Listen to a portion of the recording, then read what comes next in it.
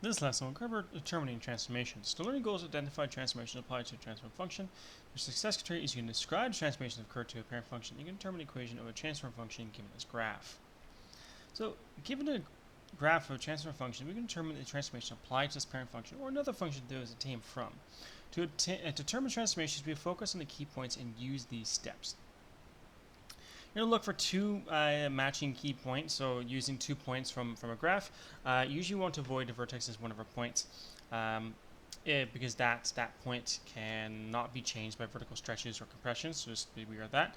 You're going to look for stretches compressions between other points. So you're going to take another point and see what the stretch compression may have been between the 2 points. You're going to apply the stretch compression you found to the original key point you used, and then from that transform, that vertically transformed, horizontally transformed, you're going to then state the shifts required to attain the transform point. So I'll show you how to do that here. I'm going to look at 2 examples here. In the first example, we have an orange function and a purple function. We're going to state the transformations applied to the parent function to get these 2 functions.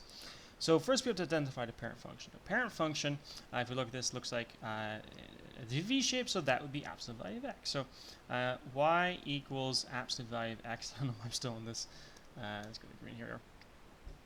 Y equals absolute value of x is our parent function.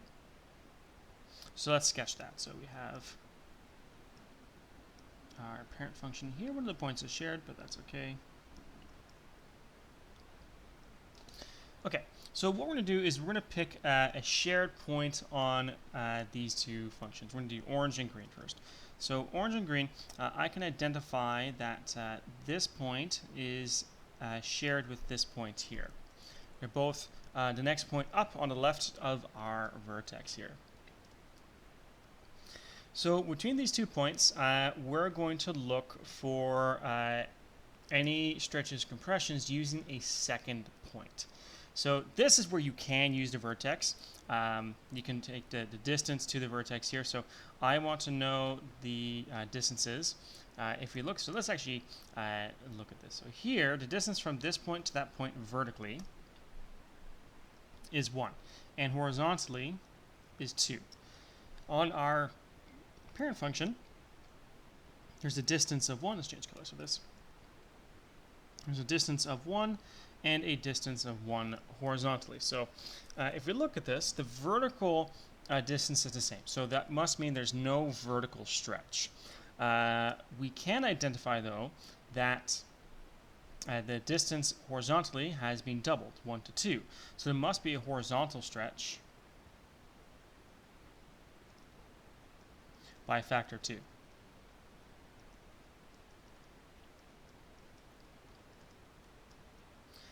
So horizontal stretch by a factor of 2.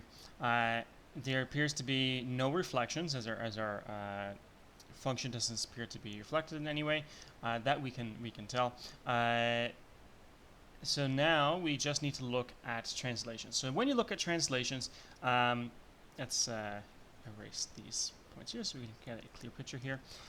When we look at transformations, this is when you do want to find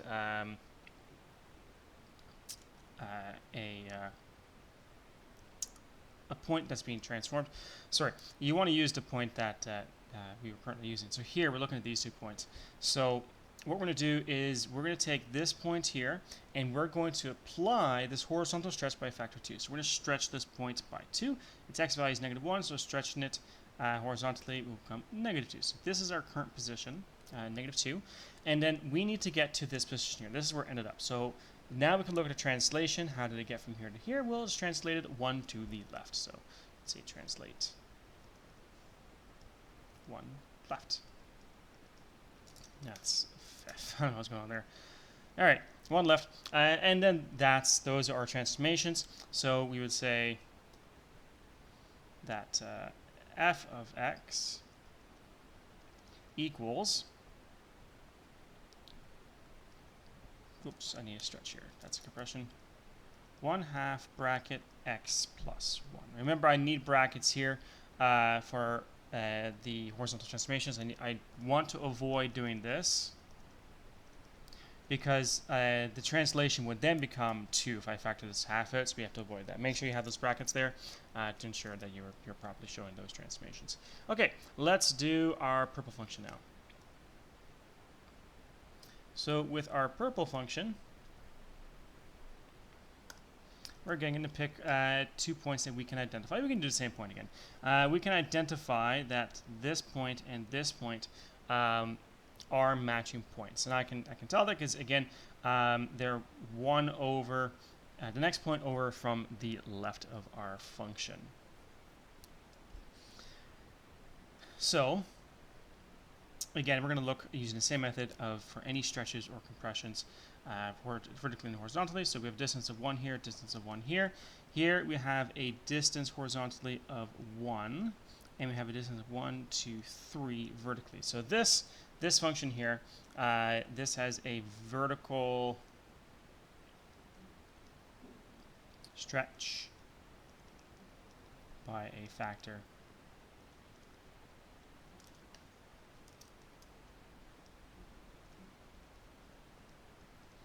of 3. Since we can see it's upside down, it's reflected on x-axis, so it's vertically reflected. And there's no horizontal transformations here. So now let's apply that to our point. So let's get rid of this stuff. So we're going to vertically stretch this point by 3. So I go 1, 2, whoops, no, what I'm doing. I was translating. This is 1 times 3, so it goes up here. So this is our current position. We then need to reflect on the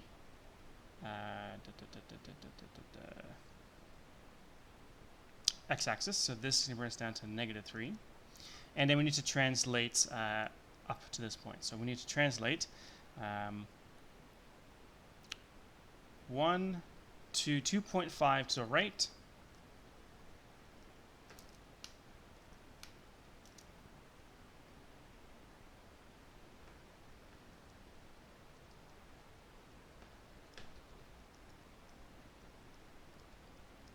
and place this right here, and then I'm going 1, 2, 3, 4, 5 up.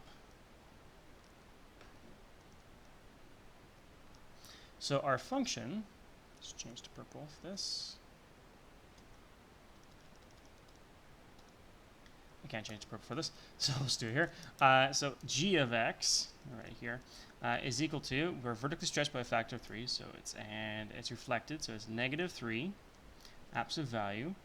No horizontal stretch compression, so it's just x minus 2.5 plus 5. If you want to confirm that transformation or the translations, this is where you can actually look at your vertex. That's what I was about to say earlier, but you can look at your vertex when you're looking at translations. That's fine.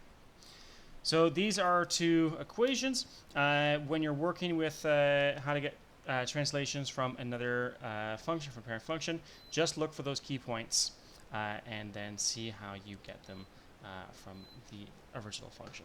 Okay, let's look at one more example here. In this case, we want to get the purple function from the orange function. I'm going to use the exact same methods we use. So it doesn't matter where your function is coming from. It can be the parent function, or it can be another transform function. Again, we're going to pick 2 matching points. So I'm going to pick this point. This point, I know they're the same because if I look at the functions, I can pretty much tell just from their positions between the other 2 points that they are matching points. So this one here, again, we're going to look at the distances. We have distance horizontally of 1, distance vertically of 2. Here we have a horizontal distance of 1, so no horizontal stuff going on there. And we have 1, 2, 3, 4, a vertical. So that tells us we have a vertical stretch by a factor of 2. I'm not looking at 4 here. I'm looking at the proportion of these 2 distances here. So we have a vertical stretch by 2. I should say a factor of 2. We can tell that our functions have been reflected. So we are reflected on y-axis. There's no horizontal stretch compression, so now we just need to do translation. So let's apply these 2 transformations to our point. We need to vertically stretch by 2, so for stretching 2 by 2 becomes 4, so right here. I reflect on the y-axis, that brings us here, as we're making a mirror over here. And then we need to translate down to that point. So it's 1, 2, 3 down, 1 to the left. So it's translate 1 left and 3 down. And then we can say that g of x, purple, is equal to 2 of f negative x plus 1 minus 3. Why am I using f and why I'm not using the root function here? It's because if I use the root function, it's based on the parent function. Because I'm using it from a different function, I just want to use function notation to show the transformations acting on orange to get g of x. So that's how we determine equations from transform functions.